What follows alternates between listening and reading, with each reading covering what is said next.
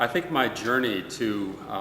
a biblical perspective or theological or faith perspective on economic justice started for me explicitly when I spent a year in Colombia, in Bogota, Colombia. Two things were going on that year. One, I read through the Bible in Spanish that year, and the second was that I had friends who were economically poor for the first time in my life.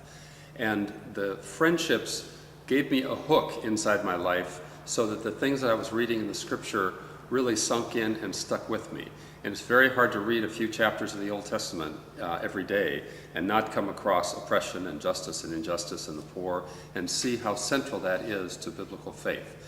Over the next 10 years in my first ministry, that really grounded itself in a local church context, but it was also informed by the death of my first wife and her struggle with cancer, which became, if the first experience I had in Colombia was an ethical conversion to the poor or to economic justice, as a result of struggling with the issue of powerlessness in front of cancer, I think I had a spiritual conversion to the poor and to justice. And what the spiritual conversion did was give me a perspective that it wasn't a one-way, my helping the poor or my working for economic justice, but it was very much a mutual approach to working for justice, where I needed to learn from and receive from the poor and those who are most impacted by economic oppression and economic injustice in my work for economic justice. So then the next 10 years I spent living in a squatter community in Mexico City,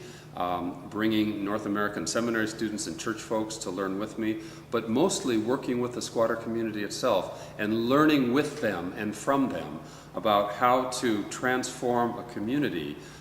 into something that is what the people want, and that has features of economic justice and other pieces, education, and a well-rounded piece of what it means to be community and what it means to be human. Coming to Emmanuel in about 14 years ago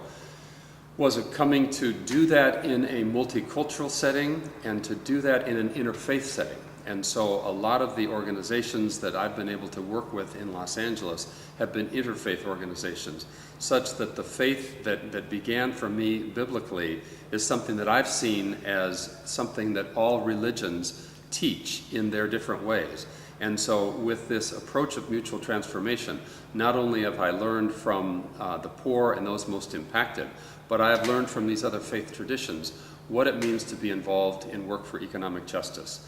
This has been informed along the way by magazines like The Other Side and Sojourners magazine back in the 70s and 80s especially, in ways that were informing my own faith journey